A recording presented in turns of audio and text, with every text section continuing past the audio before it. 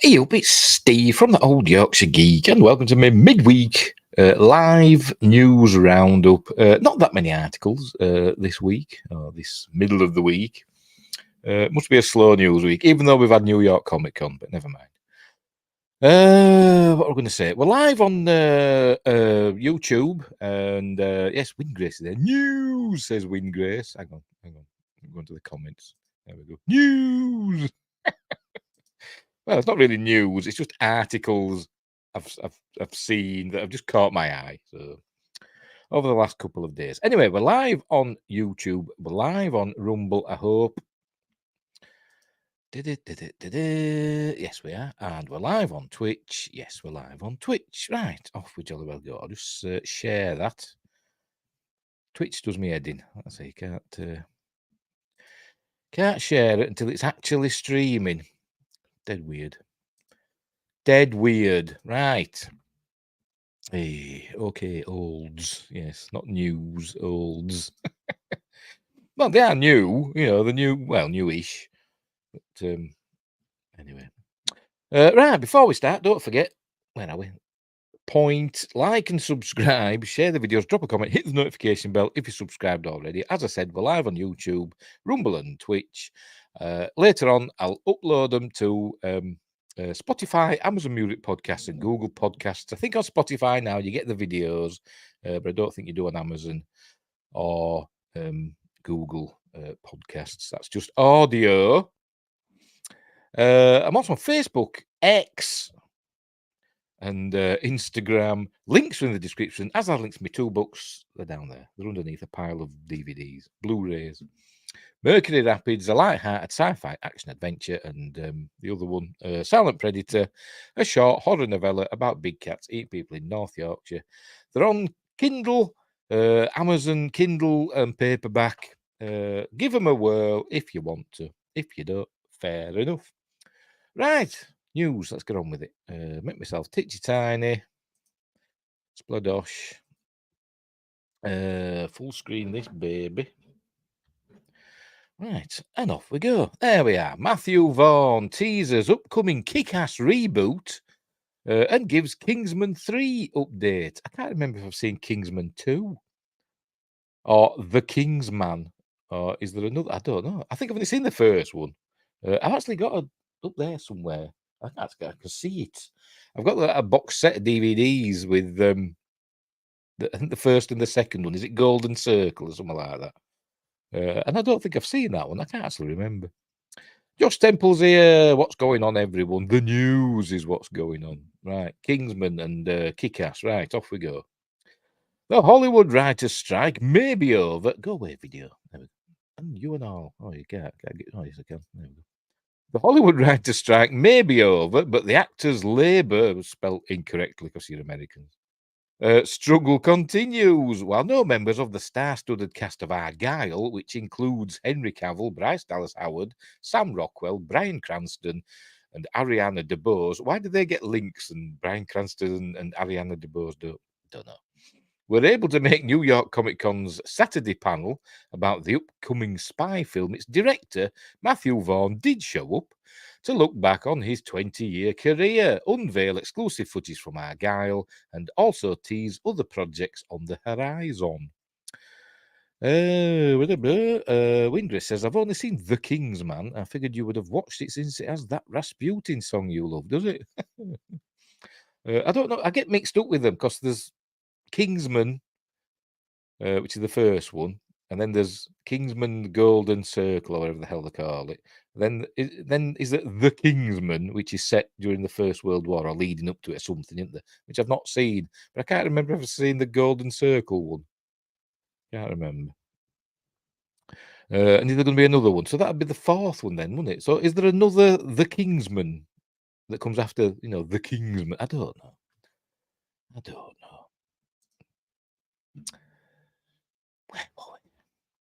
Right, after Argylle hits theatres in February, Vaughn's attention will shift to a reboot of Kick-Ass and a continuation of Kingsman, 2 movie franchises he adapted from the comics and ideas of writer Mark Millar.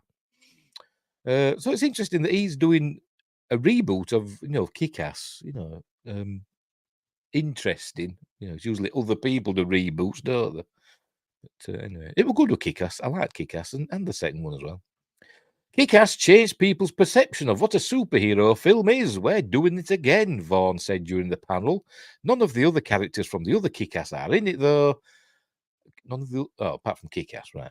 Though we'd like to have them back after the reboot. I can't really talk about it, but it's fun. And then we've got Aaron Taylor Johnson, no relation, I don't think, as Kick-Ass. And who I think would be a good James Bond. And Taron Egerton, who I'm not sure about. I didn't really like him in The Kingsman. He kind of got on my nerves a bit, which I think it was supposed to, wasn't it? But he was good in Rocket Man as Elton John, but never mind. I enjoyed that. The original 2010 Kick-Ass film starred Aaron Taylor Johnson as Dave Lizuski. Is that how you pronounce it? Don't know. An ordinary teenager who sets out to become a superhero despite his total lack of extraordinary powers. I don't think any of them had powers, did they? They were just really good at what they did, weren't they, I think? Though Vaughn is keeping mum about what a reboot could look like, a blueprint already exists. In 2018, Millar and artist John Romita Jr. started a new kick-ass comic series with a totally different protagonist, Patience Lee, a black military veteran. Why do you have to put that? Why do you have to point out that she's black? Man. And mother who slapped on the same green costume to fight the good fight. Why did they just say kick-ass as, Dave Lizuski, a white ordinary teenager? Why didn't they say that? The big difference is that she's immensely capable, Millar told EW in 2018. Their personalities are just completely different, and being in her 30s and the mother gives the whole thing a completely different edge too. This is a military vet as opposed to a bored schoolboy. With the project in such an early stage, we don't know who might star as Patience Lee, if that is indeed the protagonist Vaughn chooses for the reboot. But as noted during the New York Comic Con panel, Vaughn does have a stellar track record when it comes to spotting talent. Also, it could, Kick-Ass the reboot, could be without the Aaron Taylor Johnson character. It could be with this one. Studios haven't always listened to him. Vaughn recalled wanting to cast Howard in Stardust shortly before she joined Spider-Man 3, Bryce Dallas Howard, and trying out John Boyega and Daniel Kaluuya for Kingsman: The Secret Service. Oh, why that? Yeah, that was the new King. Yeah, whatever. I don't know. Before they broke big, and there's the New Girl, Book 1. The lead actor, the lead actor he ultimately cast for Kingsman, Taron Egerton, had never been on a film set before, though he proved to be such a natural that Vaughn has continued working with him ever since. He said not directing the Elton John biopic Rocket Man, or is it biopic? Biopic Rocket Man, which starred Egerton as the singer. Is it Egerton? Egerton, whatever. Is one of his biggest regrets of his career. Very good, and they were good in it. I liked Rocket Man. I thought it was fun. It's called it a biopic, but it wasn't really. It wasn't really a biopic. It was probably as close to reality as not even as close. It had lots of musical numbers and fantasy sequences in it. Did Rocket Man, didn't it? So I'm going to say it's as close to accurate as Bohemian Rhapsody was. But that was good as well. I enjoyed Bohemian Rhapsody, even though it was, not entirely accurate. Right. When asked if the Kingsman franchise has reached its end after the sequel and the World War I set prequel, The Kingsman, why don't they just call them Kingsman 1, Kingsman 2, Kingsman 3, and then we know where we stand? Vaughn gave an emphatic no to rapturous applause from the audience, along with the kick-ass reboot Kingsman 3 is definitely on his to-do list. See, I don't know what I'm talking about. It's hard to make a true biopic when the person is still alive and has creative input. I suppose I don't know. It should be easier, really, shouldn't it? It should be easier if they're still around. But obviously they don't want to look bad, do they, in their own biopic? I mean, there's supposed to be a documentary coming out about Vince McMahon, WWE. But apparently, he used to be involved with it, but apparently now he isn't. Not in the final decision. There's going to be a documentary about him coming out. I don't know what on. And apparently, he's not part of the. He'll be able to watch the final product, but he'll not have any say. So they're saying it's going to be a warts and all documentary. So there'll be a lot of warts. Anyway, I forgot where I was now. We've got to get on with Kingsman 3 because I was joking that Colin Firth is going to end up being a portrait on the side while Taron is Arthur, Vaughn said. So we are working on that at the moment. Clearly, Vaughn has a lot on his plate. In the meantime, check out the trailer for Argyle below. Oh, there we go. There's a trailer for it. That looks interesting as Argyle. It's like a spy thing, isn't it? But not about a spy. It's about a book or something. A book, an author. And all the action you see is their work or something, their book. I don't know. I don't really understand it. It better spend a good chunk on the XFL. He tried that twice, didn't he? He tried that twice. He's an idiot. He's an idiot, Vince McMahon, with a massive ego. And I stopped watching it. He came back to WWE. He was forced out because of all these allegations, and it got good. Triple H were in charge of creative, and it started getting good, and everybody were like, "Yay!" And then he found a way to get back in, didn't he? And stars started leaving again, and wrestlers started leaving, and I stopped watching it because I hate Vince McMahon. He does me head in. But now he's gone again. Apparently, now he's gone again. So I might start watching it again. I like my wrestling. Right, so there we go. That's Matthew Vaughn talking about the Kick-Ass reboot, which sounds interesting, and Kingsman 3, which I'm totally confused about because I don't know what we're up to, and I can't even remember if I've seen the second one. So we've got Kingsman, Golden Circle, The Kingsman, and then Kingsman 3 is like not to do with the Kingsman. So we're taking that one away, and that was the Kingsman 3 is. It's not Kingsman 4 because we've got The Kingsman. I say it's I don't bloody know. Anyway, wait, he came back. I couldn't tell with that moustache. I know. That dyed moustache. Look, they're right spivved, didn't he? Tell you, he's potty. He's crackers. Crackers. The Kingsman is a prequel. Yeah, true. Set before, isn't it? To call it Kingsman 0 then. Anyway, so that's that. Also, I saw an article about, which I should have added to the list, but never mind. That Matthew Vaughn wants to do a Star Wars film, or I think it's like in his perfect world, how he'd do if he were asked to do a Star Wars film, he'd want to do something to do with the Skywalker family or something like that. I don't know. I didn't really read it. So that'd be interesting. I should have got that article up. I couldn't be bothered. Right, let's move on. Where are we? Here we go. Badum. Collider. Splodosh. There we go. Michael Giacchino. Is that how you spell it? Has it got a H in it? Oh, didn't think it had a H in it. Maybe it does. I don't know. Michael Giacchino offers an update on his remake of the sci-fi horror classic Them, exclusive to Collider. Right, so anyway, Them, classic 1950s giant ants, great film. It is a great film. It's in black and white, apart from the opening titles, which is red.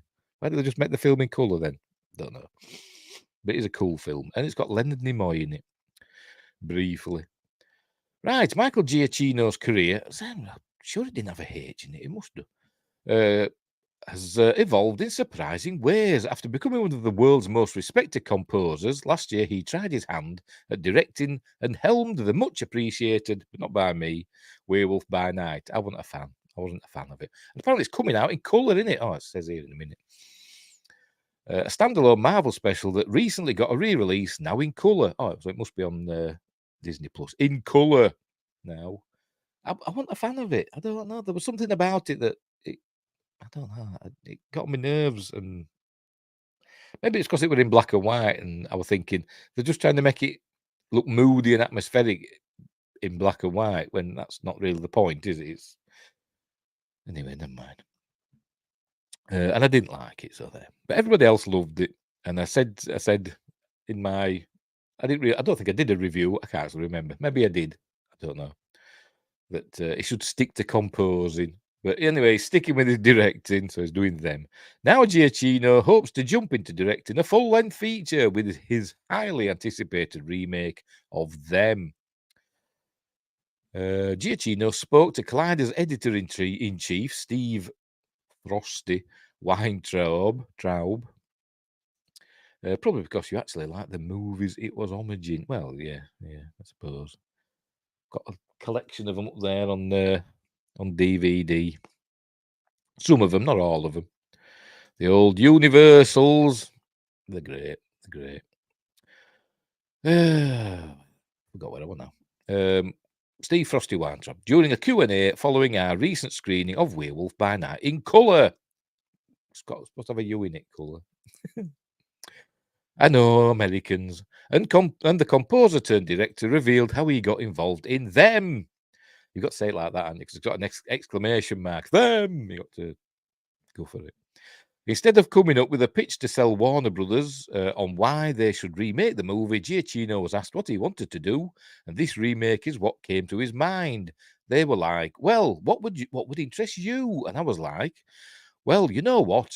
You do have a little movie that you made in the 50s. It was called Them," Giacchino said at the screening.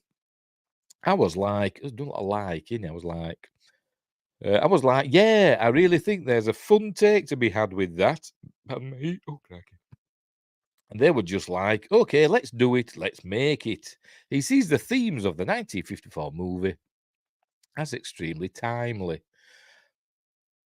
About radioactive ants. What's that timely about that?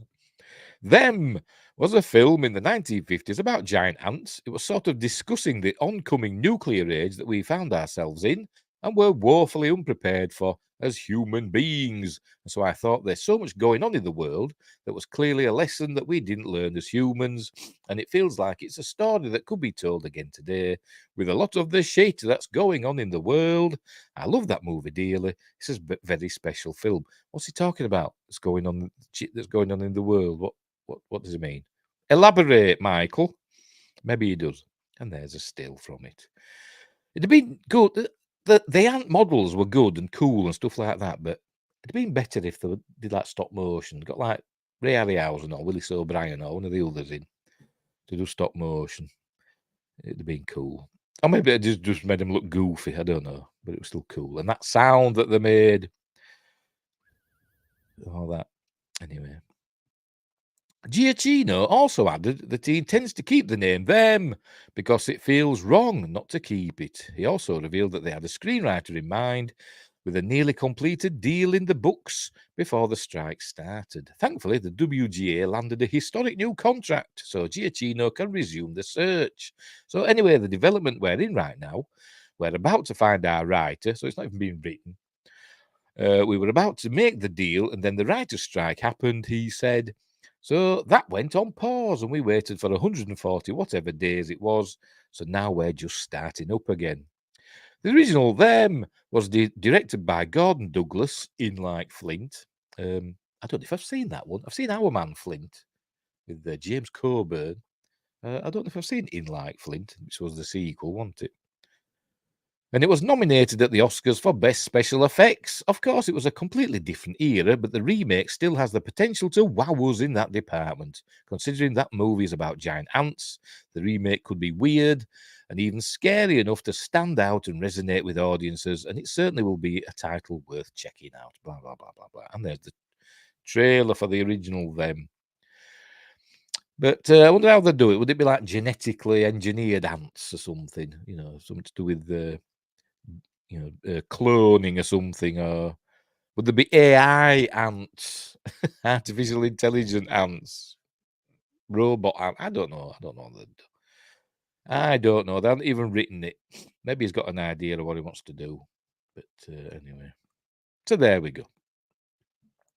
I look forward to it. Even though I didn't like his Werewolf by Night very much, I might give the colour version another go. I might like it more. We'll see. And but we'll see what happens. Right, let's move on. Let's move on. Right. Bit of bounding into comics now, so it could get spicy. There we go. There's Ray. George Lucas explains why Disney Star Wars is so terrible. Because it just is. Apart from Rogue One, which I really like. And I like The Force Awakens as well, but not as much now as I used to. I was, now what, because, it was soured by what came after. But anyway. Star Wars creator George Lucas explained back in 2015 to Charlie Rose why Disney's ownership and control of Star Wars was going to be so terrible. Because it isn't poetry. Yes, it doesn't rhyme. But I think sometimes it might rhyme a bit too much, to be honest. Rhyme for rhyme's sake sometimes. There it is. That is Mrs. Right, Lucas did an interview with Charlie Rose that was broadcast on December 25th, 2015, Christmas Day, obviously. Don't know why I said that, but took place before the release of The Force Awakens. In the interview, he famously described the Walt Disney Company as white slavers, but maybe more importantly, he explained why Disney's control of Star Wars was doomed to fail, as longtime fans have witnessed since the Walt Disney Company acquired Lucasfilm and Star Wars back in 2012. And there's the video, the YouTube thing, if you want to watch that. Follow the link in the description. Did I say that? Links are in the description. And later on, I'll put timestamps in. Where are you going? After Rose posited that the release of the original Star Wars was the moment that changed Hollywood, Lucas responded, can't do an impression of him. Well, it changed for the good and for the bad. And it's again, when you invent things, well, you don't invent things. When you bring new things into a society, you can either, it's like the balance of the force, you can either use it for good or you can use it for evil. And what happens when there's something new? People have a tendency to overdo it. They abuse it. Kind of like you did with the prequels, George, but never mind. Josh says, they took it from a story to an agenda and could have been better if you'd never had Cat Kennedy. Yeah, I agree. Yes, they did. They had to tick boxes, didn't they? They had to tick boxes. That's what they did. I mean, like I said, The Force Awakens, it was a good setup movie. I really enjoyed it. It was a good setup, which is all that J.J. Abrams is good at. He's good at setting up stuff. He's not good at finishing stuff. He's good at setting up things. So there were a lot of questions, weren't there, from The Force Awakens? Who is Rey? Why is Luke missing, etc.? All this stuff. Why is this stormtrooper suddenly grown a conscience and doesn't want to fight for the First Order and all that? And they could have built up on all that, and then they did. They kind of made a mess of it, didn't they? Because they didn't have a plan. They didn't have a plan. Right. So they buggered it up. I forgot what I want now. There we go. He elaborated, George Lucas. Now, there were two things that got abused with Star Wars and still being abused. One, when Star Wars came out, everybody said, oh, that it's a silly movie. It's just a bunch of space battles and stuff. It's not real. There's nothing behind it. I said, well, there is stuff behind it. It's not just a space battle. There's more to it than that. It's much more complicated than that. But nobody would listen. So they just said, well, it's simple. And we like spaceships. We like the stuff. So they said, fine. So the spaceships and that part of the science fantasy, whatever, got terribly abused. And of course, everybody went out and made spaceship movies, and they were all horrible. Not all of them. And they all lost tons of money. Not all of them. And you say, well, there's more to it than that. You can't just go out and do spaceships, he said. Moving on to his second point, I think what he means there, the hero's journey was part of Star Wars, main themes, wasn't it? It was about good and evil and all that, not just spaceships flying about. The character had an arc and a story, didn't he? Luke Skywalker. Remember, originally it was from the Adventures of Luke Skywalker, but that kind of got forgotten along the way, didn't it? Yes, the Sith won. Rey Palpatine killed Darth Sidious as he wanted. So all the Sith live in her now. Yes, they do. All the Sith and all the Jedi. She's everything, which can't be a good thing, can it? Right. Moving on to his second point, Lucas stated, and the other part, which is the technology, which is, we'll just take this new technology. It's great, especially when it came down later to digital technology, where you can really do anything.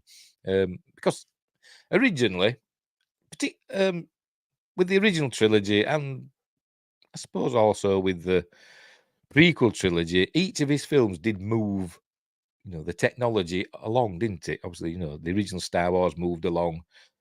Special effects, visual effects, not special effects. Well, yeah, special effects as well, but visual effects, because they had to develop new technology for the motion control and all stuff like that.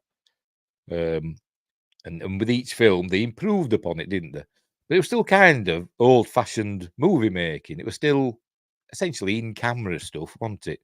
It still has stop motion animation and the models and all that. But then when it came to the prequels, digital started taking over and CG and all that, didn't it? Even though there's still a lot of practical stuff, particularly in Phantom Menace, but it did end up becoming a CG fest, didn't it? And filming on green screens and not on locations and stuff like that, which is not great for the actors. Although I moan about that, but one of my favourite films is Sky Captain and the World of Tomorrow, which was entirely filmed on blue screens, not green screens. Anyway, right, where were we? He continued, and people just abused it all over the place, digital stuff, which they did with colour, they did with sound. Whenever there's a new tool, everybody goes crazy and forget the fact that there's actually a story, and that's the point. You're telling a story using tools. You're not using tools to tell a story. Excuse me. Yeah, that's true, but you kind of fell into that trap yourself, George, didn't you, really, with the prequels? I think you were more interested in the technology than the story in some parts of it, anyway. And there's a scene, obviously, an iconic scene from Star Wars. I'm not going to say A New Hope. The Help Me Obi-Wan Kenobi, you're my only hope. There's a really funny video in there on YouTube. I think it's on YouTube. With somebody doing a Obi-Wan Kenobi impression, talking about Ahsoka, isn't it? Tickly nose. I'm going to have an argument. Oh, dear.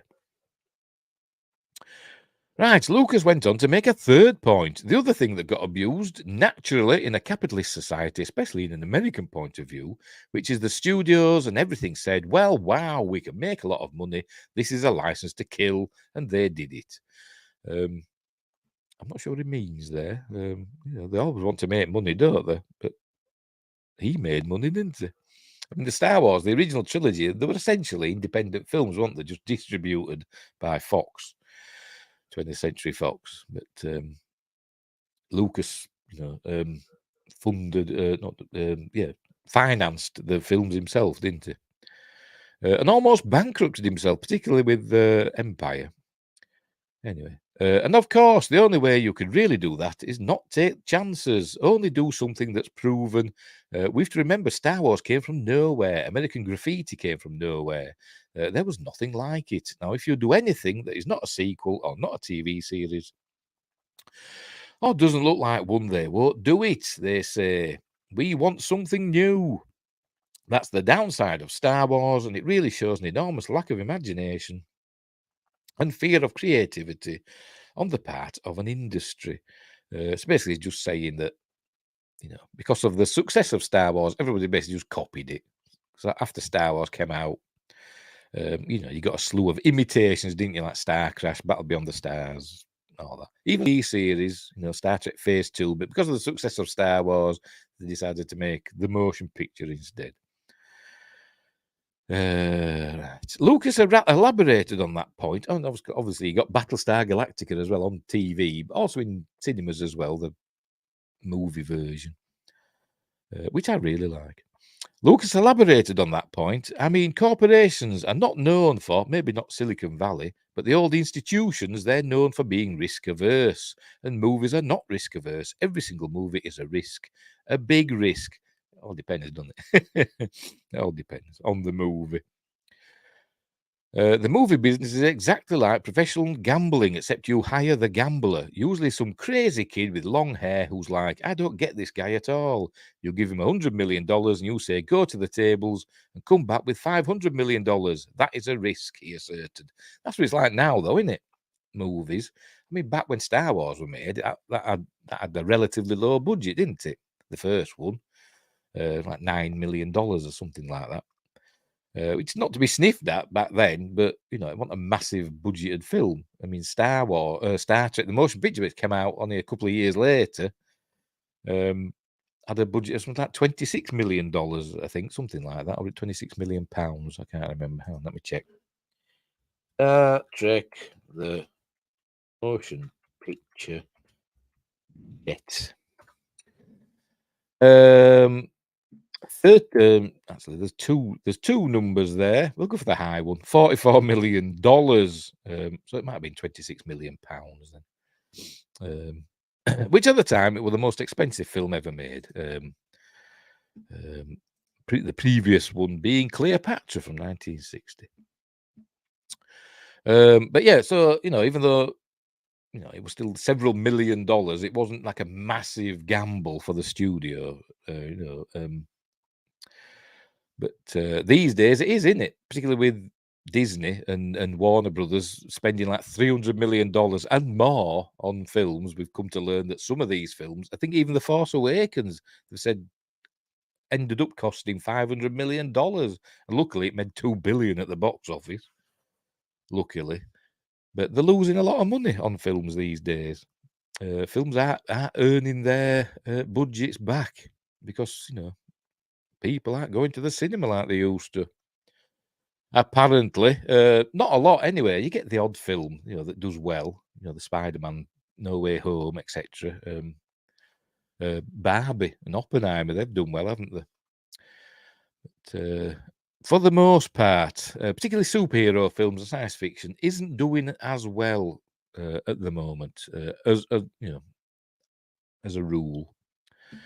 But anyway, right, back to Lucas. Now, studios don't even think about it that way, Lucas continued. They say, well, maybe if we told him that he couldn't bet on red, maybe if we told him that because we did market research, we've realised that red wasn't, so they tried to minimise their risk. But once and of course, you're hiring the kid to take risks, to be creative, to do things that have never been done before, that have never been tested, you have no idea whether they're going to work or not. That's completely the antithesis of what a big modern corporation is. They want to test things 360 ways. No, you just go out and do it, Lucas declared. I don't know what he's talking about there. So I'm going to try and work that out. Hiring the kid to take risks, to be creative, yeah. To do things that have never been done before, that never been tested, yeah. You have no idea whether they're going to work or not. That's completely the antithesis of what a big so they won't do that. They want to test things 360 ways, and you just go out. No, you just go out and do it. All right. So he's saying, if you want to make a film, just go out and make the film that you want to make, and never mind the corporations. I think that's what he's saying there, isn't it? Specifically referring to corporate types running the studios, Lucas stated, some of the worst things that happens is when they think they know how to do it. Then they start making decisions that ensure that it's not going to work. So sometimes, though, particularly with corporations, you've got to have somebody on your side, haven't you?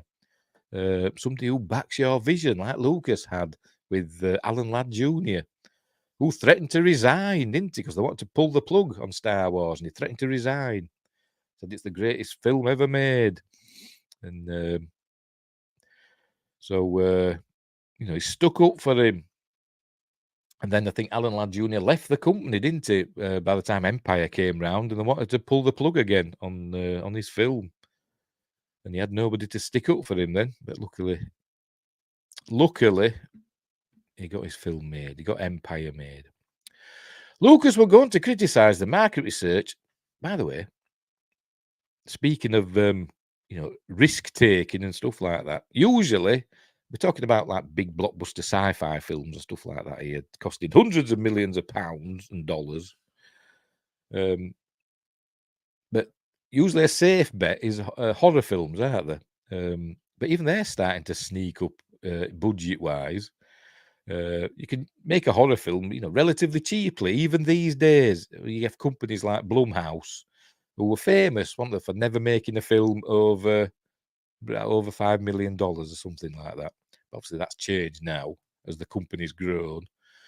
But they've just made a big mistake. Not Blumhouse, Warner Brothers, I think, have just made a big mistake. They just bought the rights to The Exorcist, haven't they? And they spent $400 million buying the rights to make the Exorcist movies that they want to make, this trilogy.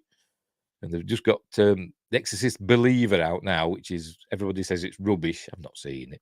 Everybody says it's rubbish. And then there's going to be another one out in The Exorcist Deceiver and Exorcist.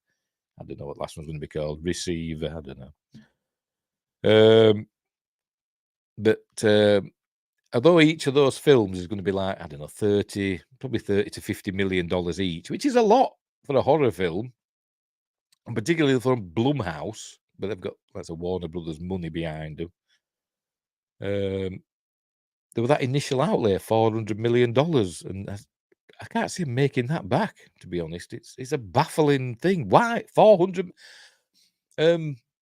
Amazon spent $600 million getting the rights to do the Rings of Power, didn't they? To get the, whatever rights they could scrape up from the Lord of the Rings to do Rings of Power.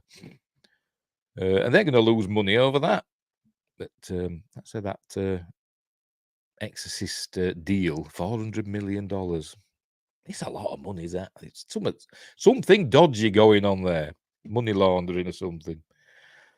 Anyway, I forgot what I want about now. Lucas was going to criticise the market research done by the major studios. Over time, a lot of these issues that they were dimly aware of, have become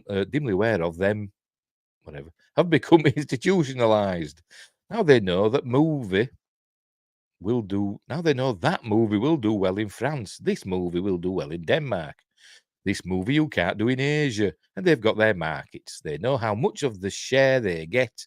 And they do their little analysis. And then they say, we will or will not make the movie. He's talking, he's talking as an auteur, isn't he? He's saying, obviously, he says he wants to make the movie he wants to make, but corporations just look at the numbers, don't they? That's what's happening there. It has nothing to do. It has nothing to do with what I do, which is make a movie, something that people can enjoy. It has nothing to do with that. I made money in spite of myself. And I think I made money because I didn't care. I didn't care whether it was a hit or not a hit. I wanted to make this movie as a movie, and that's the thing they won't do. They can't do it. It's not in their constitution to do that, which is fair enough. I didn't criticise George Lucas, but he makes the films he wants to make, doesn't he? Warts and all, whether they're good or bad. It's his vision, isn't it? He then mimicked an imaginary corporate head. I have a fiduciary duty to come up with the thing. I got 10% a year, my stockholders. That's why I would never go public. That's why I said I'm not going to beholden to anybody. From there, Lucas segued into discussing selling Lucasfilm to the Walt Disney Company. I think that was a hostile takeover, though. I think he was sort of like pushed into doing it by Kathleen Kennedy, because it all happened as soon as he put her in charge of Lucasfilm. The sale to Disney, appeared magically, didn't it? Anyway, and explaining one of the reasons he sold it was to look out for his employees, because he wanted to make experimental films that likely would not make money. Has he made any? No. No, what do you make of it? No, he didn't make any film. The only film I've known him act as a producer on, outside of Star Wars, is that Red Tails film, and that's all I can think of. On the Willow back in the day, wasn't there? But he did his Indiana Jones films, his Star Wars films, Willow, and then that Red Tails films. What else has he done? Oh, Howard the Duck did that one as well. But they were ages ago. I'm on about recently. And that Red Tails film were okay, it wasn't brilliant or anything like that, but it was fine, and it was something different for him, wasn't it? But he hasn't made any experimental films that I know about. Anyway, good old George, but he's right. But he didn't look well, did he? At that Indiana Jones thing he appeared at with Spielberg, when Spielberg kind of blanked Kathleen Kennedy. That was funny. But George Lucas were there, and he didn't look well, did he? Wonder if he'll be with us much longer. I hope he is. I hope he lives to be 1,000,000. But it'll be a sad day when he's not around anymore. Right, let's move on. On that somber note. Right, speaking of Star Wars, we're sticking with Star Wars. Back to auctions again. Everything's always been auctioned, isn't it, these days? There we go. Missing X-Wing from Star Wars 1977, auctioned for $3.13 million. Wow. A screen-used X-Wing model from Star. So I was thinking, was it actually one of the big ones? One that was in studio that they sat in? No. X-Wing model from Star Wars Episode 4, A New Hope, Star Wars, was auctioned for more than $3.13 million after being thought lost for decades, right? Blah, blah, blah, blah, blah. Bidding on the 1:24 scale model opened at $400,000 and closed Sunday with a bid of more than $3.13 million. I hope Elon bought it to make it actually fly. Not having much flying lately, is it? Apart from his Falcon, not Falcon, yeah, his Falcon 9s. We should hurry up and sort his bloody Starship out and getting fed up of looking at that. They keep stacking it and unstacking it, don't they? The Starship and the booster. Give him permission to test the damn thing. Unless I can ride in it, it's not worth that much. Yeah, I know. $3 million for a 1:24 scale model. Heritage Auctions said the model was long known as the missing X-Wing until it was found in the collection of Greg Jean, is that how you pronounce it? I don't know. Who died last year after a career in miniature making that saw him earn awards, nominations for his work on projects including Star Trek and Close Encounters of the Third Kind. The miniature was one of 4 hero models created for filming close-ups in key moments during the famous third act battle in Star Wars episode Star Wars, and features red stripes on its top 2 wings, identifying it as the Rebel Alliance Squadron's Red Leader. Oh, right. Did Red Leader just... I never actually noticed, to be honest, that Red Leader had the red stripes on and the others didn't. Never actually paid that much attention. Working lightsabers so worth the money. People have made them, haven't they? Scary. The model also took in. The model also stood in during some shots for Red 5, the ship piloted by Luke Skywalker, Mark Hamill, and Red 2, piloted by Wedge Antilles, Dennis Lawson. Heritage Auctions said the X-Wing represents the pinnacle of Star Wars artifacts to ever reach the market. The model was considered lost by the Industrial Light and Magic team for decades before it was identified by visual effects experts helping Gene's family sort through his extensive collection of cinematic artifacts. And there's a video of it. Play it. I honestly, I'm rarely speechless. I do not know what to say. This is from the Greg Jean auction coming up at Heritage Auctions on October 14th and 15th. This is an original Star Wars, A New Hope, Episode 4. Even before there was an Episode 4, when it was just Star Wars, this is a Hero ILM Red 1 X-Wing model with the opening and closing wings, mounting points, the blaster, its screen matches, the blaster marks, the paint. It is arguably the greatest Star Wars miniature that I've ever seen, perhaps even the greatest Star Wars prop coming up for auction from the Greg Jean collection. If you bid against me, I will kill your children and your dog. That was a nice chap, wasn't it? Who is he? Anyway, oh, that's it. That's the end. All right. Anyway, it went for 3 million Starbacks. That's how many it went for. 3 million. Who's got $3 million to wear?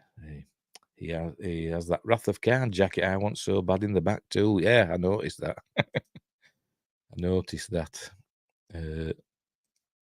Oh, press the wrong button. Never mind. There it is. Look, there it is. Oh, and there's Kirk's green top, isn't there, from the original series? Hey, anyway. Stop playing. Go on to Instagram. Let's move on. What have I done there? I clicked the wrong part. Right. Doctor Who next. Doctor Who. Oh, hang on. Full screen it. Full screen.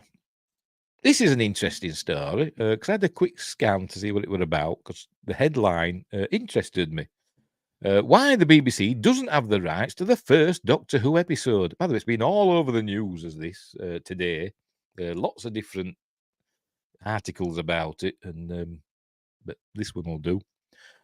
The BBC does not have the rights to the first episode of Doctor Who, An Unearthly Child, and the reason stemmed from the show's original development. Remember, we did a story, I think it was on Sunday. Did it on Sunday or last Wednesday? Recently, anyway, about the writer of the first episode, whose name I've forgotten, Henry Coburn, I can't remember, it'll say down here. They want to put a memorial in Kent, where they lived. He was actually Australian, but he lived in Kent, in the south of England, and they want to put a memorial up for him, don't they? And but then we found that maybe the reason he hasn't got one is because of his son. I was hoping you could provide insights and some not from your neck of the woods. Okay. Right, the BBC seeks to celebrate Doctor Who's roots with its 60th anniversary celebration. By the way, that's no, it ain't. I'm going to say that's William Hartnell. It isn't William Hartnell. It's what's his face in it from Harry Potter, playing William Hartnell. In that, the BBC did a drama, didn't they, about William Hartnell. I forgot what it was called. Something Time and Space, Adventures in Time and Space, something like that. And it was really good. David Bradley sounds. I don't know. Is it right? Might be. Anyway, him that plays is in Harry Potter, isn't he? Also in Game of Thrones. Anyway, right, the BBC seeks to celebrate Doctor Who's roots with its 60th anniversary celebration, but the show's first episode will not be available, which is sad because it's really good. The series, which follows the eponymous Doctor's travels through time and space in his inconspicuous ship, the TARDIS, first aired in 1963. In its classic iteration, the show ran for 26 seasons between 1963 and 1989, following a failed attempt to revive the series with a TV movie in 1996, starring Paul McGann. The series, which, were okay, but they made him half human, didn't they? I've said it a few times this stream already, but I say it again. Americans. The series was successfully revived in 2005. It is currently the longest-running sci-fi series in the world, as well as the most successful. As the show's 60th anniversary approaches, the BBC, which has carried British Broadcasting Corporation, which has carried the show since its premiere, plans to make more than 800 episodes of the show available for free on its streaming service iPlayer. Remember back in the day, though, in its original incarnation, in the classics, like each episode were like 20 minutes, something like that. I think in the 80s they experimented with longer episodes, but that lasted for like a couple of seasons. I think under Colin Baker, when Colin Baker was the Doctor, but then it kind of went back to 20-minute episodes again. I liked him as the Doctor, but not much of the rest. Would be interested to see Eric Roberts back as the Master one day, though. Ha ha. Yeah. I think remember my moaning about Neil Gaiman stealing my story for his Doctor Who story. In that story I did, I think I can't remember. It's that long since I've written it. I had the Master come back, the Eric Roberts Master, because I think in the movie, the spin-off, the Paul McGann thing.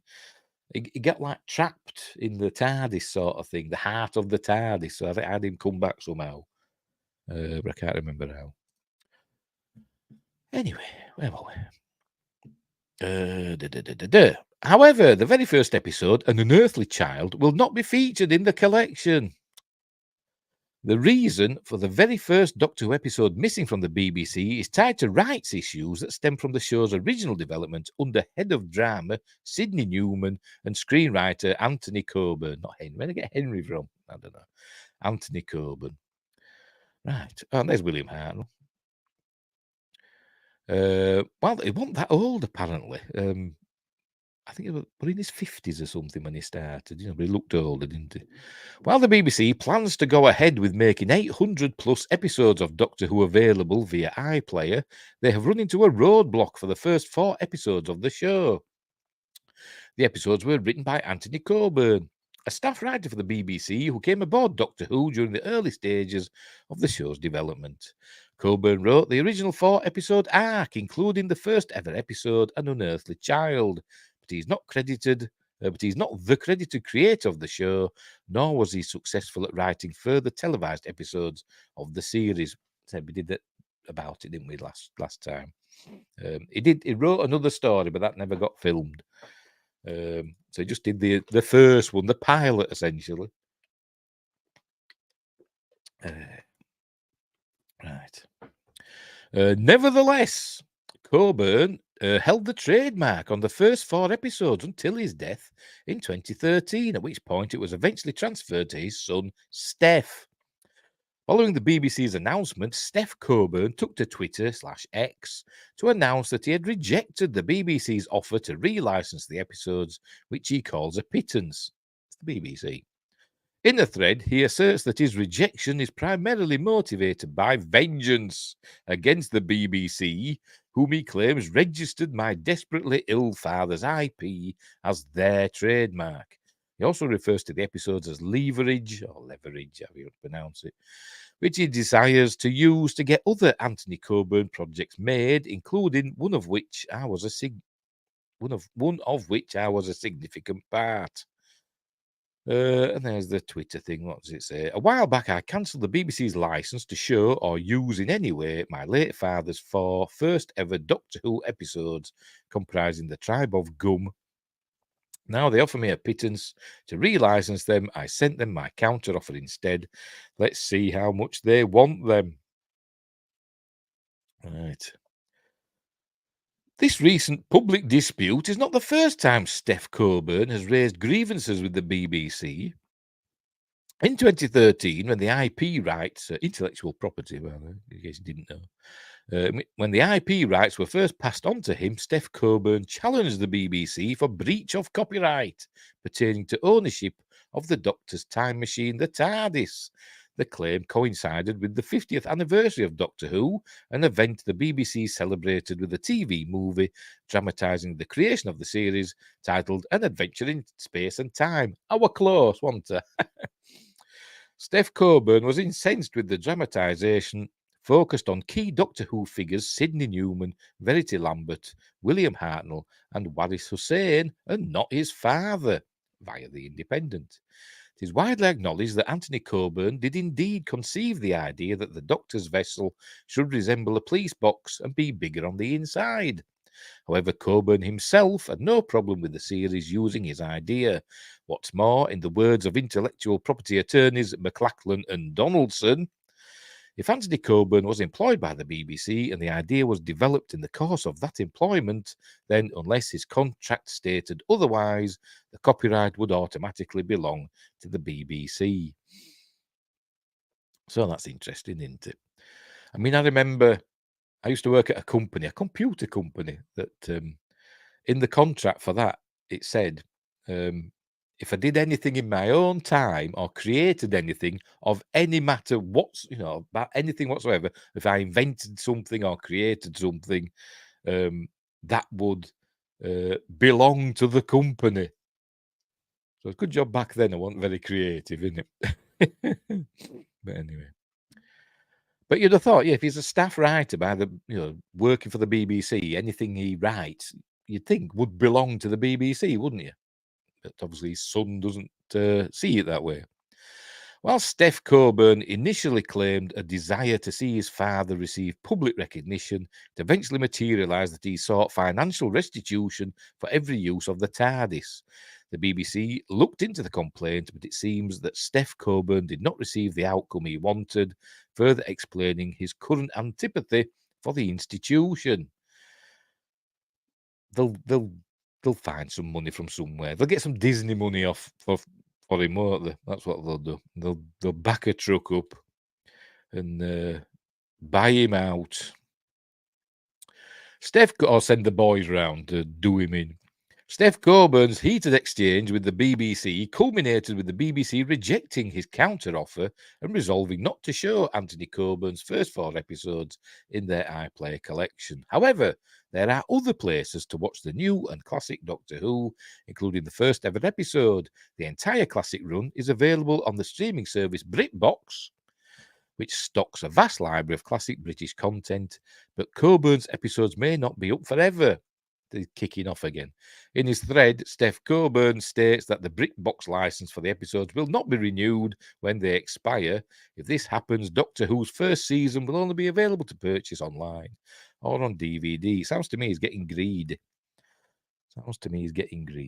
Wingrace says, I wonder if this extends to the rights to Who we have in the US. I assume we get them through the BBC, so maybe. I've no idea.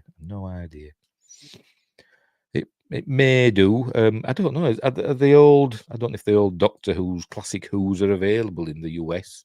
Are they on BBC America or something like that? I don't know.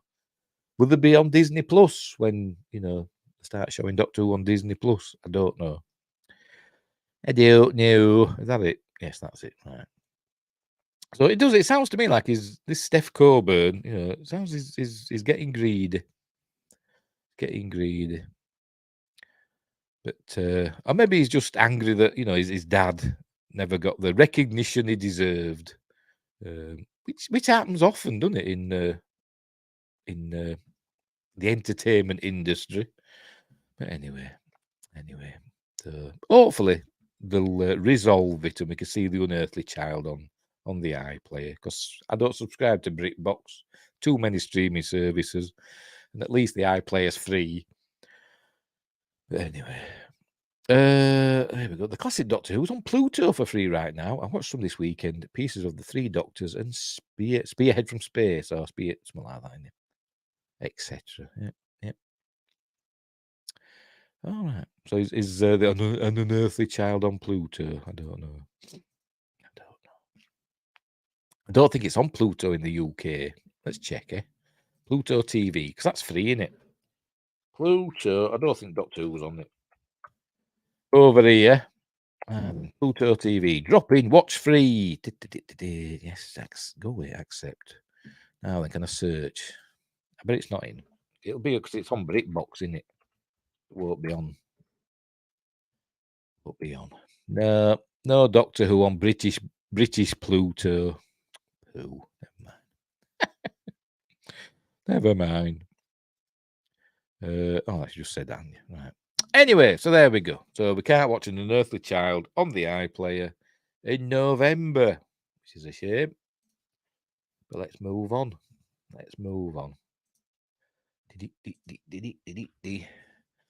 Now, what's next? Oh, what's next is go away. What's that? How do I get rid of that?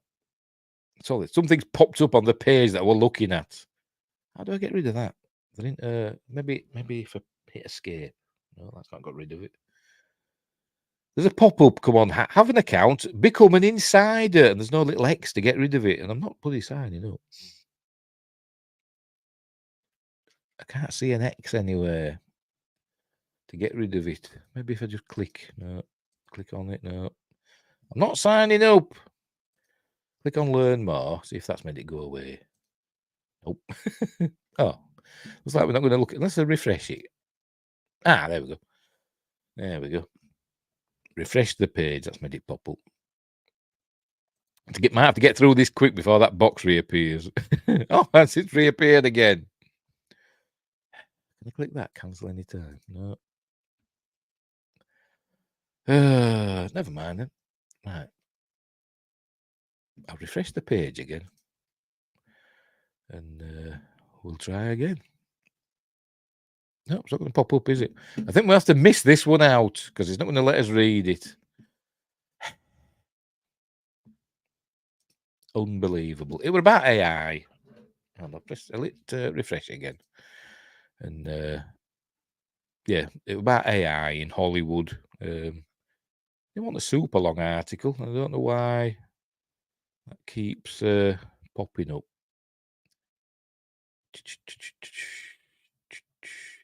See, it's not popping up now because I'm scrolling and moving about. Does it pop up if I'm not doing anything? So I've got to keep moving. Right, we'll do that then. See if that works. Right, what's next for Hollywood? Right. Harrison Ford has been donning the fedora and cracking the whip of the daring Tomb Raider Indiana Jones for more than 40 years. The series' latest installment, Indiana Jones and the Dial of Destiny, leans on myths from ancient Greece about a device that can supposedly turn back the hands of time, much like Cher. But that's fiction, and when Dial of Destiny started filming 2 years ago, 79-year-old Ford and the filmmakers were confronted with a real-life challenge: how to actually reverse the clock and make the veteran Hollywood actor appear decades younger. Sorry, I keep moving it. I've got to keep moving it so that pop-up doesn't appear.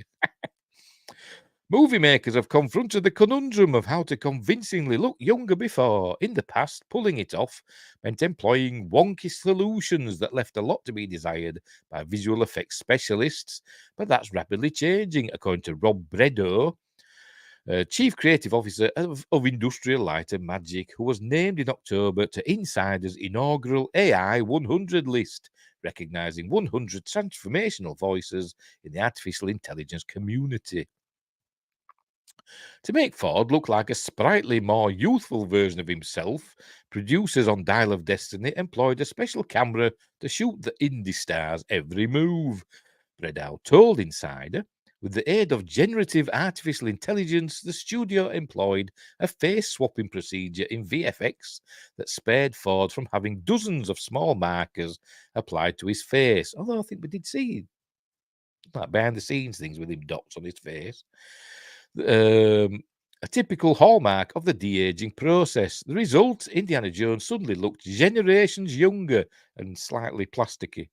Perfect for the movie's opening sequence set during World War II. Oh, yeah, that looked good. But it looks a bit plasticky there, doesn't it? Even though that's supposed to be him now. Maybe he just looks plasticky now. Anyway, whatever. If they had B5 and Space Above and Beyond and Firefly, I'd never watch anything else. Yes, they're all really good. I love Space Above and Beyond. It was great with that. That was brilliant.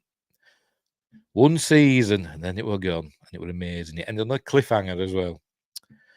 Right. We had a fantastic reference that we could use for these machine learning-based models to learn from, said Bredow, who also serves as Senior Vice President for Creative Innovation at Lucasfilm, pointing to the year's worth of tape the studio had of Ford playing the character of Jones.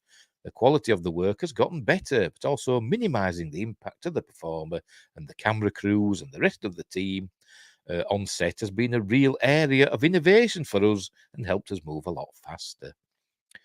Compare that to the de-aging process on The Irishman, which I've not seen, a 2019 Netflix film starring actors like Robert De Niro, Al Pacino, and Joe Pesci, which saw VFX handled by ILM. For that film, Bredow estimated that the cameraman lugged more than 50 pounds of equipment with them. Wingcrest says they used to have Andromeda too. We're on about Pluto now. So combine them into one channel. I forgot about Farscape. They also have Farscape. I wish they had B5. Firefly's probably too limited of episode count to include. Same with Space Above and Beyond. Where were we? To make sure we could capture all the detail we needed to create that likeness. In just a handful of years, the process has been streamlined. Founded in 1975 by celebrated Star Wars creator George Lucas, ILM, a division of Lucasfilm. Was it founded in 75, though? Because it for the original Star Wars, it wasn't really called Industrial Light and Magic, was it? I don't think it was at that time. I think that came afterwards, didn't it? Sure it did. Anyway, a division of Lucasfilm, which also produces Indiana Jones, is at the forefront of this new Hollywood frontier. A celebrated name in the visual effects space, Bredo has worked on films including 2018 Solo: A Star Wars Story and Ready Player One. ILM's films have won 16 Academy Awards and been nominated for 50, as well as a number of Emmys and BAFTAs. In Hollywood, Bredo has emerged as a sort of senior statesman at the crossroads of AI and filmmaking, a contentious space that contributed to the recently ended writers' strike and ongoing actors' strike, which is still, I say, don't seem close to a resolution for that, do they? Members of because the actors have decided they want the streamers to pay, so much money for every actor that appears on screen. It's going to cost them, the streamers, a lot of money if they accept that, which I don't think they will. Because most of the streamers aren't making any money, are they? Apart from like the likes of Netflix. Anyway. Members of the Writers Guild of America and SAG-AFTRA, the Actors Union, have been strident critics of artificial intelligence, warning that digital brains threaten to supplant human ones or replace their likenesses, jeopardizing their creative crafts. But Bredo, I don't know how to pronounce it, is optimistic about where innovation around AI and machine learning can go. He spoke to Insider about evolutions in this arena that stand to dramatically impact the entertainment industry, as well as the opportunities for growth that he's most excited about. AI in media and entertainment is ballooning, with the size of the market expected to swell to nearly $100 billion by 2030, according to a report last year from Grandview Research. To keep ILM competitive, Bredow pointed to the company's internal research and development team that generates prototypes as well as experiments with techniques to enhance the efficacy of the machine learning algorithms. One of the team's biggest achievements has been speeding up the timeline by which filmmakers can implement these tools, Bredow said. In the past, using digital tools to replicate the likeness of a person was a process that required a contingent of artists and could take 6 to 12 months. I've got, the word 6 and the number 12. My English teacher would go mental if she saw that at school. Pick one or the other. She always said that. If you're writing a story or writing anything, the numbers, either use the numbers, the digits, or write them as words. Don't mix them. So that's what she always told me. Anyway, but with strides in the field, that timetable has shrunk to just a few weeks for a rough quality approximation of a person. He offered another example of how the tech is influencing studios' casting decisions. When assessing multiple possible stunt doubles, producers can now use automated tests to evaluate which one would play best on camera while emulating one of the actors in the film. Previously, adding visual effects was confined almost exclusively to the post-production phase, Bredow explained. You'd cast the person that was great at doing the stunt, and you thought had the right likeness, and then in the end you find out how well it works or how well it doesn't work, and how much fixing you have to do in the post-production process. I think he's saying there, though, that now they can do it in real time, can't they? They can have the monitors and stuff, and they can see what it's going to look like afterwards, can't they? It's that good, isn't it, these days? Anyway, even though the tech has come far, there are areas for development. He noted Bredow is seeing big gains in the face swap arena. Face swap arena, as well as the creation of basic characters that can interact with audiences during live shows or engage with users on their phones. Another area where the tech is making, sounds scary. Another area where the tech is making leaps and bounds, he said, is in generating aesthetic digital environments without artists having to hand create every panel of glass and every brick in a background, for instance. Yeah, so that's like, what's the word? Like in that game, innit? I think they do it in Starfield to some extent, but the other one, No Man's Sky, like each planet is unique in it. You know, what's the word? I can't remember. I can't think of the word. Where each planet's created by an algorithm in it, and each one's different. So I think that's a variation on that, I suppose. While AI tech is starting to reach ordinary consumers with social media users sharing AI-enhanced photos of themselves in fanciful outfits or garb like astronaut suits, for now, the kinds of tools Breadhouse team uses are primarily confined to studios with deep pockets. Procedurally generated. Yes, that's what I'm thinking of. That's it. Good old Wingrace. Tell you, knows everything. But Breadhouse sees a world in which they'll one day help at-home creators on platforms like YouTube to enhance their content. Maybe they'll find an AI that can help me remember things. Oh dear. I'd be like Max Headroom, though. That's one for me. I'd be moving about like that and still forgetting things. Nevertheless, they likes that word, don't they? We saw that earlier on. It's a good word, though, isn't it? Nevertheless, it's it's a weird word, isn't it? It's like an old-fashioned word that people still use a lot. That I like. I don't like the word whilst. That gets on my nerves because people still use that a lot, but I don't like it. But like I said, nevertheless, every day. These tools have fomented deep division and consternation within the creative ecosystem, where some fear that digitization could encroach on their craft or livelihood. Bredow takes a different view, that it's not a zero-sum game with humans losing out while robots or computers make gains. Of course it is. They're going to take over, our digital overlords. Producers are enthusiastic that these tools can help on-camera talent tell stories that they couldn't have imagined a few years ago, he added. He sees evolution, yes, evolution, less as a threat and more as the next chapter in an age-old story of advancement. Sometimes people ask me, do you think some of these new techniques are going to replace movies? He said. I always point out that even VHS or DVDs didn't replace the movie theatre.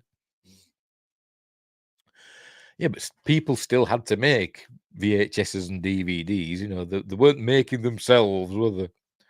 What's really important to us is to put these tools in the hands of artists who are using them to create higher quality workflows, and that this is done with a high degree of care for the artists who are actually powering these processes, Bredow concluded. Whether that artist is someone painting on a workstation and creating some of these performances digitally, whether that artist is the person in front of the camera, those artists' performances need to be respected. There we go. This article was originally published October 13th and has been updated. I wonder which part's been updated. I've no idea. Oh, pardon me. So there we go. AI is here to stay.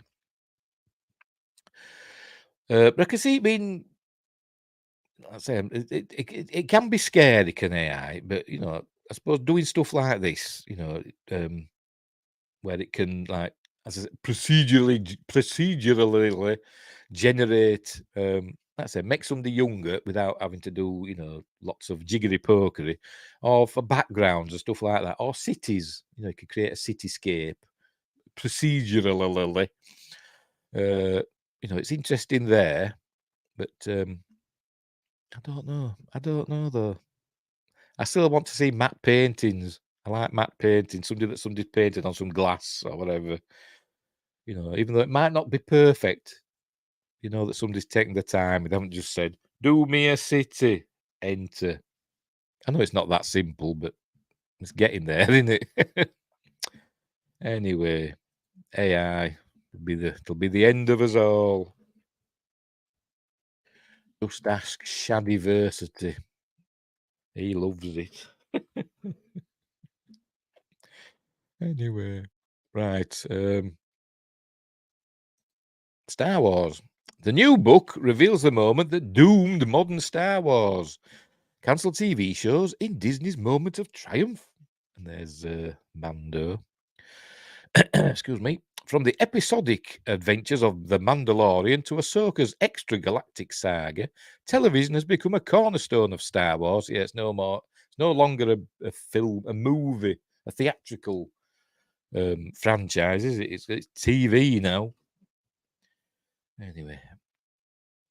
But originally, we were supposed to see far more. Instead, cancelled projects have become a bit of a dark running gag, with several stories that sounded exciting now stuck on the shelf indefinitely.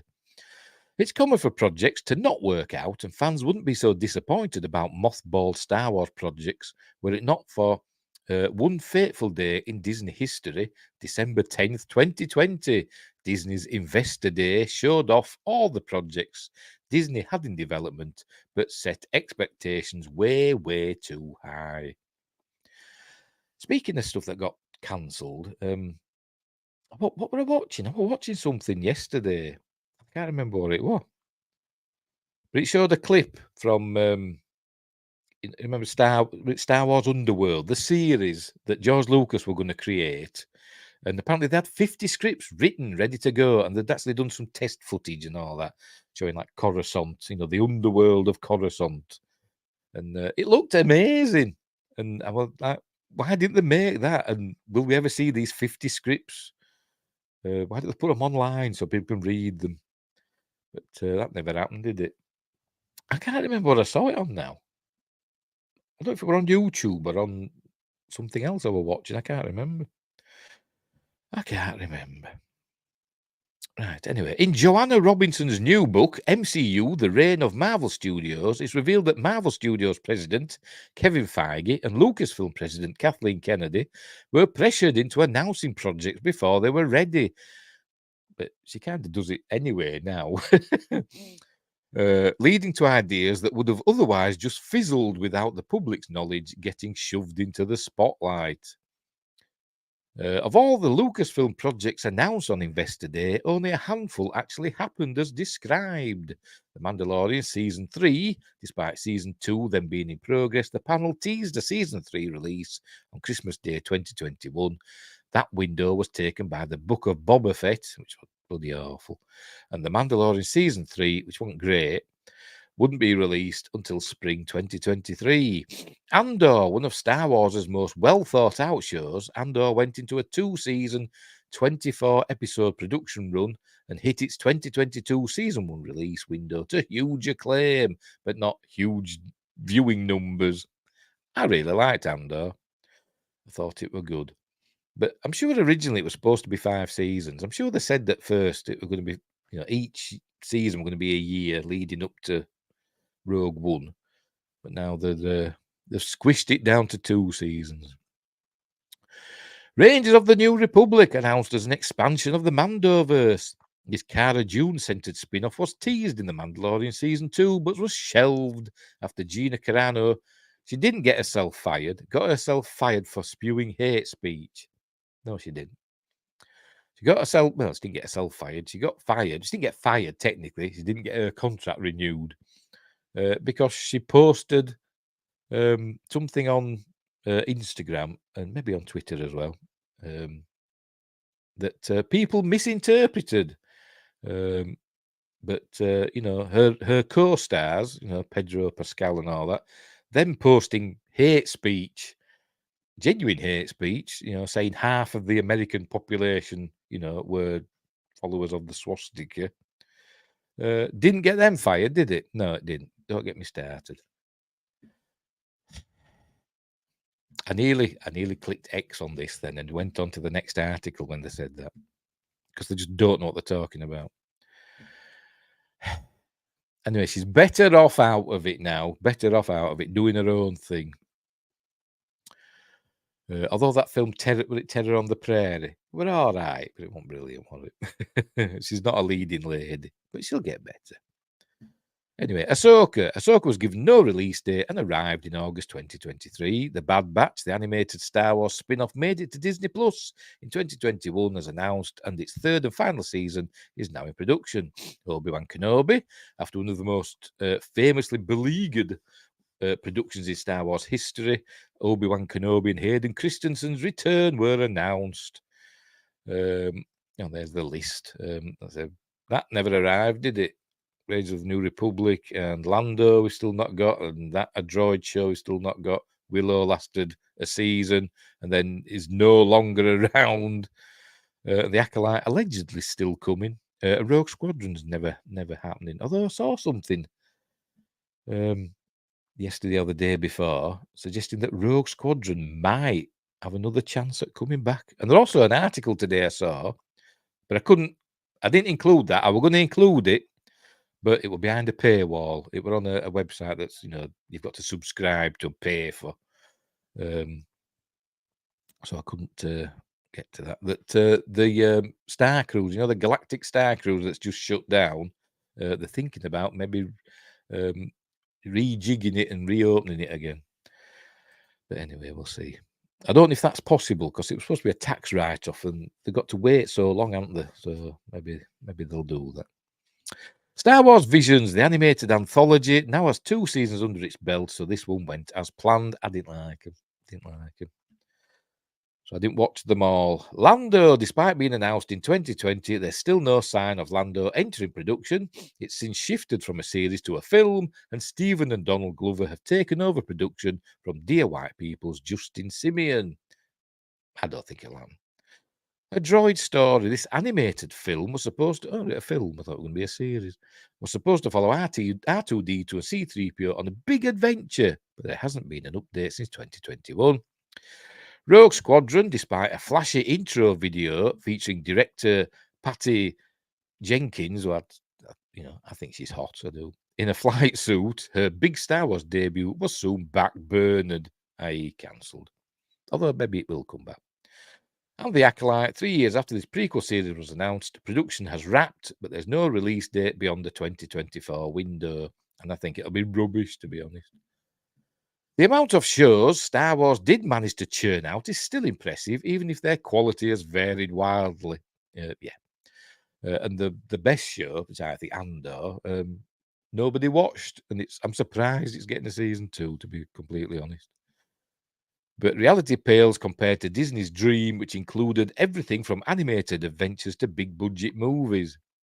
Everything's big budget, though, isn't it? Even the series is a big budget.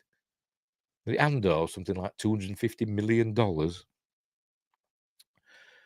Unfortunately, it was a massive overpromise. Fans' expectations were set sky high, and Lucasfilm simply couldn't deliver. Had executives listened to Feige and Kennedy's concerns, attitudes towards the franchise might be completely different today. Instead, we're left to wonder what could have been. What do you mean, listen to Feige and Kennedy's concerns? She's still announcing stuff now. The Rey film, the James Mangold film, the bloody Dave Filoni. She's still announcing stuff. She can't help herself because she's trying to keep herself in a job. Anyway. Didn't mention much about that book, though, did it? There we go. You got a paragraph. Got a paragraph about that book. MCU, the Reign of Marvel Studios. So give that a look if you want to. There isn't even a link, is there? I presume it's on Amazon. It will be, won't it? Right, let's move on. Nearly there. Right, nearly there. So I said it'd be a short show, didn't I? So we haven't got that many articles. Unbelievable. Anyway. Right, here we go. Neill Blomkamp movie, They Found Us, which I'd never heard of, shuts down. Even though I said that, but I bet if you look back at my news things, I've probably done a story about it, but I can't remember. You know what I'm like? I'm sure I've got dementia. Neill Blomkamp movie, They Found Us, shuts down pre-production in Saudi Arabia. And there's Neill Blomkamp, and there's Joel Kinnaman, who's great in For All Mankind. He's great in everything, really, isn't he? Neill Blomkamp's alien abduction thriller, They Found Us, has shut down pre-production in Saudi Arabia as it reworks its finance structure, we have learned, at Deadline. Suicide Squad and For All Mankind star Joel Kinnaman is attached to star in the AGC Studios back movie, which was due to get underway in coming weeks. Cast had yet to travel to set. A growing number of sizable English language movies are choosing to film in Saudi Arabia. They said the Saudi royal family will be throwing money at them, won't they? Anyway, just make sure we're still going, by the way. Make sure we're still going. Make sure there's no chats, no comments or anything on Rumble. No, nothing on Twitch either. But just thought I'd check. Right, where were we? Among big productions to recently shoot in the territory have been AGC's Anthony Mackie Pick Desert Warrior, currently in post-production. Who's AGC? I've never heard of them. Anyway, and Gerard Butler movie Kandahar. Their founders is among a handful of US productions being made in collaboration with Saudi production hub Neom. The move to restructure the finance plan behind the independent movie comes just as tension in the region is growing due to the Israel-Gaza crisis. Neom is hundreds of miles from Gaza, but the Israel-Hamas conflict could potentially lead to insurance issues and make travel harder in the region. One indie finance source told us. Some productions filming in Saudi Arabia bring crew from nearby Egypt and Jordan, while international cast and crew travel from the US and beyond. That said, multiple local productions are currently filming unhindered in Saudi Arabia, and we understand other international productions are on course to begin filming in the country in coming months. Studio sources on the ground told us they hadn't heard of any changes to production schedules due to the conflict. AGC told us today, we've taken the reluctant decision with our valued partners at Neom to produce, I'm pronouncing that right, to pause pre-production on the film while we further explore across board. Sorry, I'm sniffling. I think maybe I'm coming down with another cold. I think I'm doing a lot of snuffling. I've blown my nose and everything. Anyway. We further explore a cross-border legal and funding structure that makes all stakeholders comfortable. In deciding when to resume pre-production, we'll obviously assess what impact macro events in the region may have on obtaining production insurances and travel plans. Our friends at Neom and Yellow Camel have been nothing but collaborative and reliable partners at every stage of the journey thus far, and we look forward to returning to prep on the film with them at the earliest sensible opportunity. Well, never mind this. Get back to South Africa and make District 10. Anyway. Neill. There is currently no restart date, but the expectation is that the film will get underway in coming months. US outfit Media Guarantors is the Bond company. Their founders is being financed by AGC and is based on an original screenplay by Jeremy Slater, whose credits include Moon Knight, which what are you on about? I think these are TV stuff. I think Moon Knight, which were okay. I didn't mind Moon Knight; were fine. Fantastic Four. I don't know which version. The Exorcist. Does that mean the TV series? It must do, because obviously Jeremy Slater didn't write the original Exorcist, did he? The Lazarus Effect, which I don't know, and The Umbrella Academy, which is on Netflix. I've never watched it. People say the season 1 were good. It will follow a father, Kinnaman, and his daughter, Kaylee, as they undertake a camping trip in the Utah wilderness to heal. They're filming it in Saudi Arabia. Obviously, Saudi Arabia looks a lot like Utah. Wilderness to heal their broken relationship after being attacked by a hostile extraterrestrial life form. Their lives, not just their relationship, wind up at stake as they fight with a humanoid beast to stop their abduction to an unknown and terrifying alien world. Doesn't exactly sound original though, does it?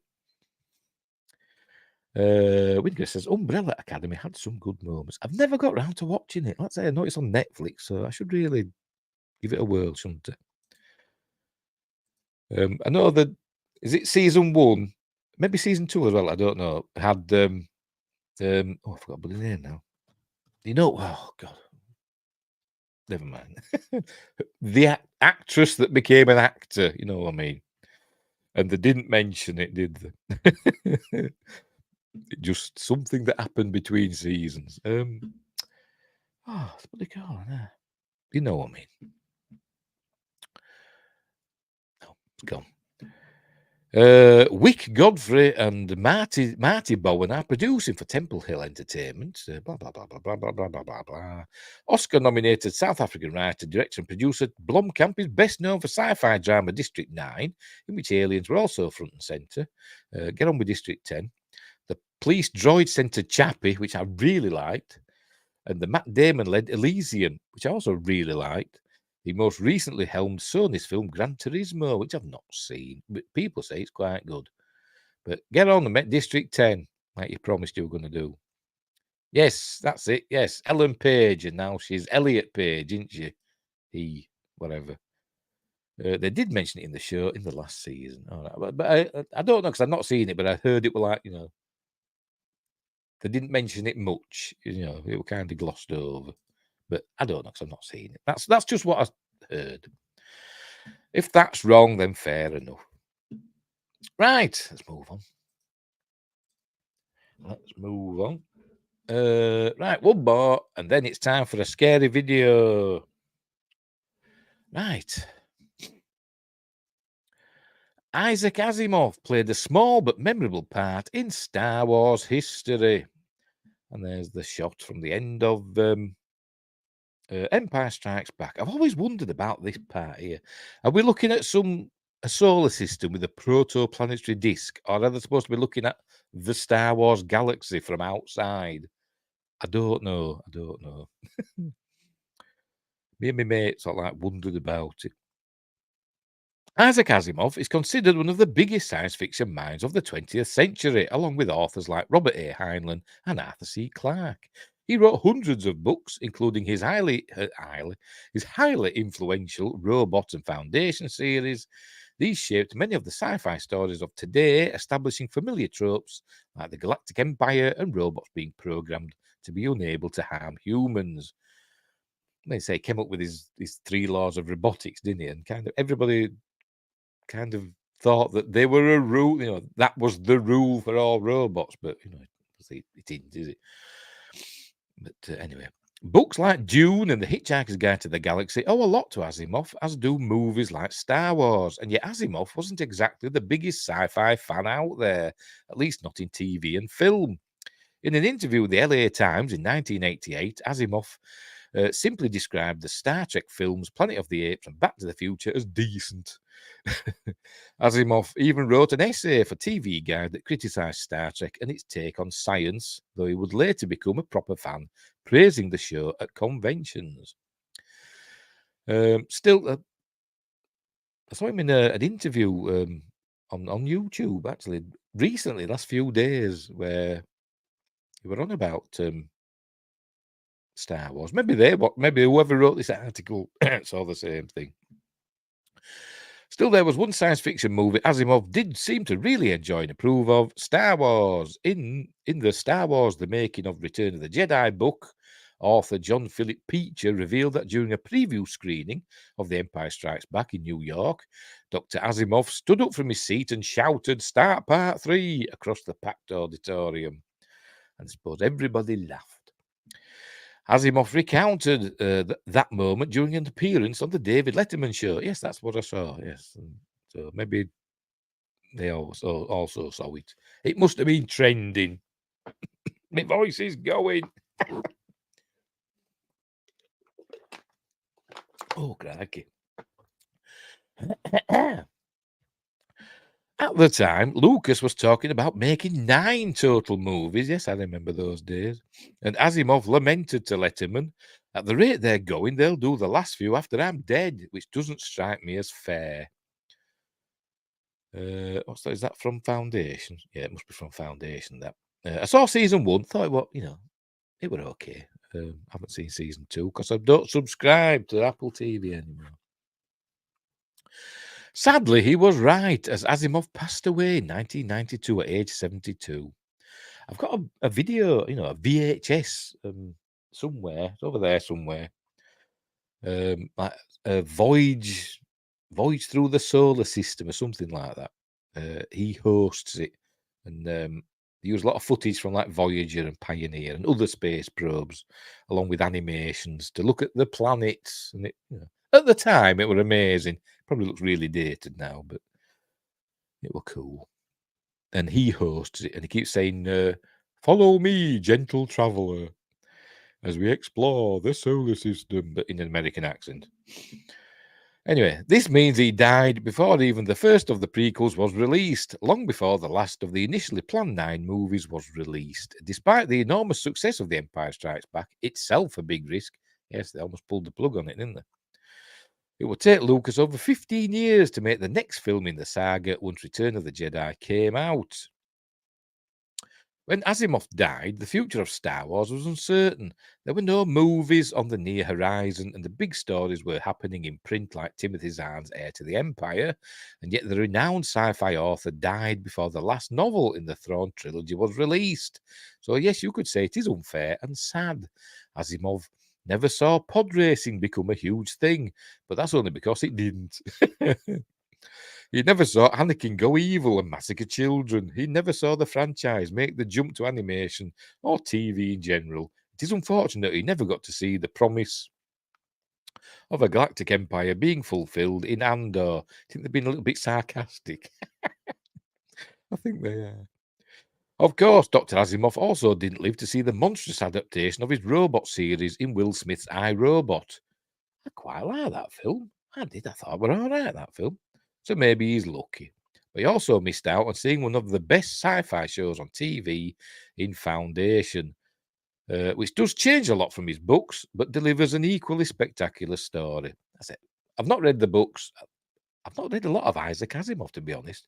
I've got some Isaac. I think I've got like an anthology of his short stories that I have read.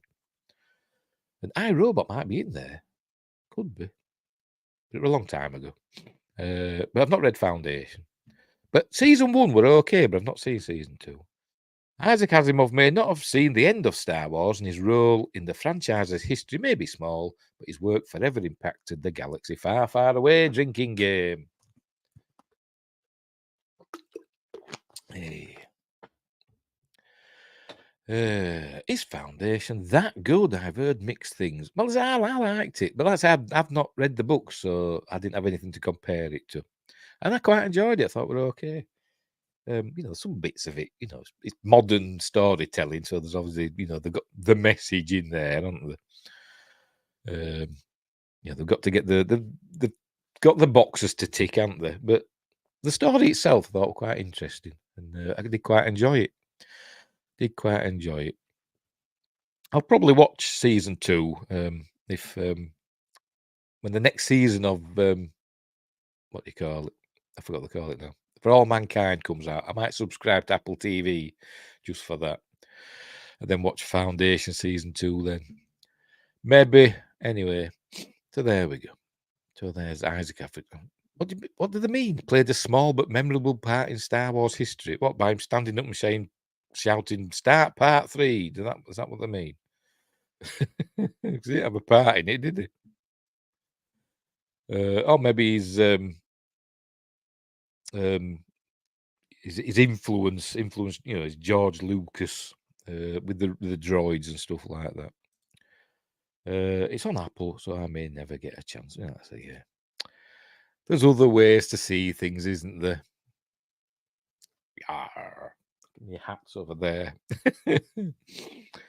Anyway, right, and finally, because it's Spooktober, woo! Where are we? There we go. I've got a scary video to watch. Right. Just 10%. It's okay. I didn't read the books, but it seems okay so far.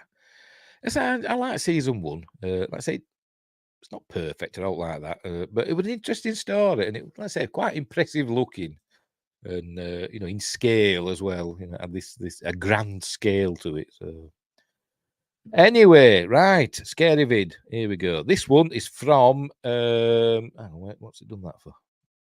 Just bear with me. See, it's come. Oh man, I thought it had gone back to the beginning. Then.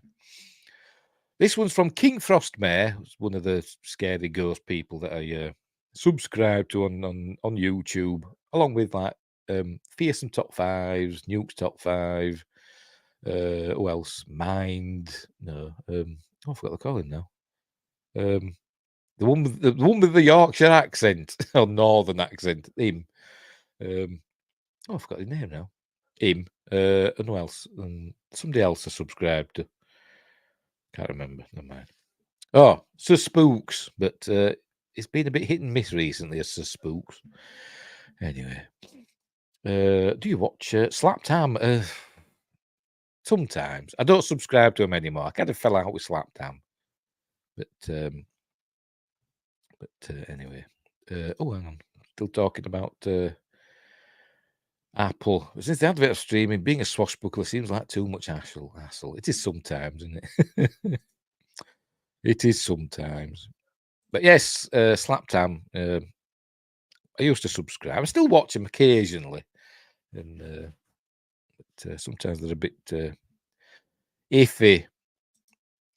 I was going to remember the name of that other one I subscribed to, the Yorkshire accent. Hang on, I'll just tell you in a minute. I'll have to look it up.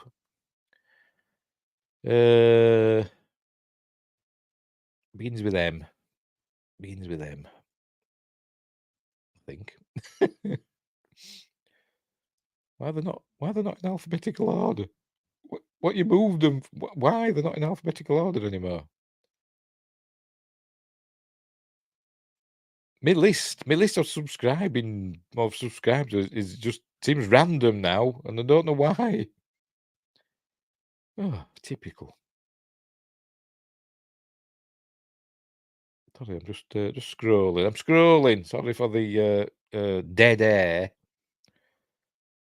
It's not Mine CTV, although I do subscribe to them as well, but they're a bit hit and miss as well. I think they're fake a lot, to be honest. But it's entertaining.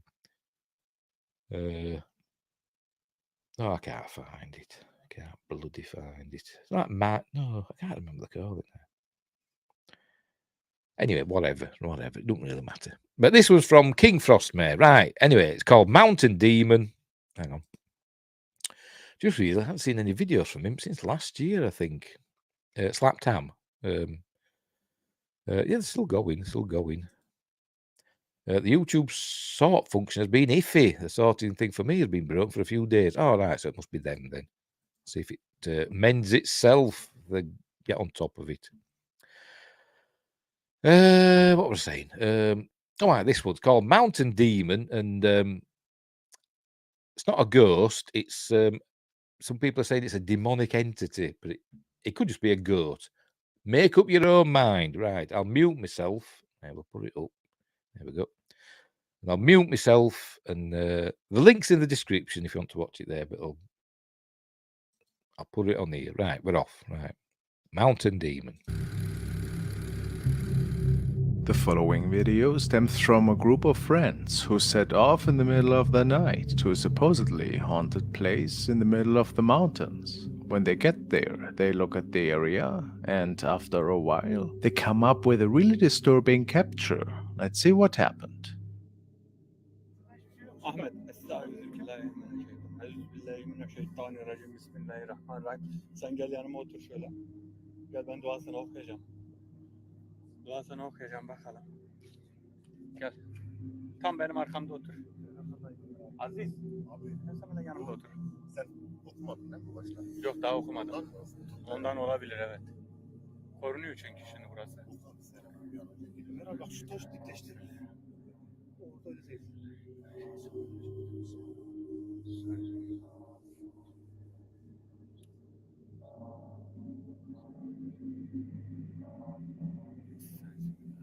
Ahmet sakın şu an her yerde çıkabilir, her an çıkabilir. Bu Allah Ömer sanda. Bir dakika. Nerede? Yukarıda. Tamam gördüm. Gördüm bir dakika bak. Gördüm. Ahmet bu boynuzlu şerşapal bu Ahmet. Boynuzlu şerşapal bak. Burayı koruyan boynuzlu şerşapal bu çok güçlü. Çok güçlü Ahmet sakın panik yapma bak. Başına büyük bir sıkıntı gelebilir. Sakın panik yapma bak. Görüyor musun? Şu an bize bakıyor. Ve şimdi bunu o neydi öyle? Çıktı bu ortaya. Bu tılsımla çıktı ortaya. Bir şey ama çok güçlü Ahmet. Var mı başka yerde? Aşağıda mı? They seem to have captured a sinister figure with horns. Could this be an unidentified creature, or are we talking about something devilish even? If it wasn't a prank, of course, who can say what was captured here exactly?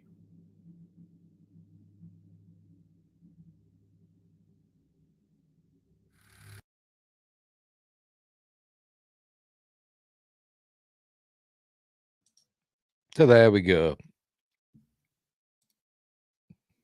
Yeah, that's it. I think personally it was just like a goat, a mountain goat or something like that. Just the eyes caught in the the IR light of the camera. That's why you need a harpoon gun, yes. Fire at the devil. Or it could have been the devil, like we saw in that old Hammer film, The Devil Rides Out, where he appeared as a goat, didn't he? And Christopher Lee says it's the goat of Mendes, the devil himself. It could have been that, but I think it's probably just a goat or CG or whatever. Mountain ghost. But anyway, so that was today's spooky vid. I liked it. I don't think it was spooky though, but it was fun. It was fun to watch. Right. That's it. We'll leave it there. I mentioned the other day, I think it was the last live one, Sunday, I'd seen an article about the Loch Ness Monster, and somebody with a drone had thought they'd captured the Loch Ness Monster. I followed that up, and it was actually an old article. I think I've covered it before. Not an old article, but an old story that for some reason got regurgitated, and it wasn't the Loch Ness Monster. It was like just a trick of the light on the surface of the water. Anyway, I liked it better than an orb. Yeah. I'm not an orbs fan. Anyway, which once got me into trouble about orbs. Once wrote a review of somebody did a talk at a UFO convention about they're talking about orbs in Rendlesham Forest, talking about captured orbs on camera and stuff. And in my review, I says I'm not really a fan of orbs because most of the time they can be explained away as dust or moisture in the air. That just the camera flash captures it. And I got a phone call one night of this really angry man about it. That they were going on, they're real, it's ghosts and all that, spirits, and I've seen them with my own eyes. I was like, well, fair enough, you've seen them with your own eyes, then, fair enough, but I'm not backing down. It's my opinion, I'm entitled to it. Right, so anyway, enough of that spooky stuff. Yes, much better than orbs.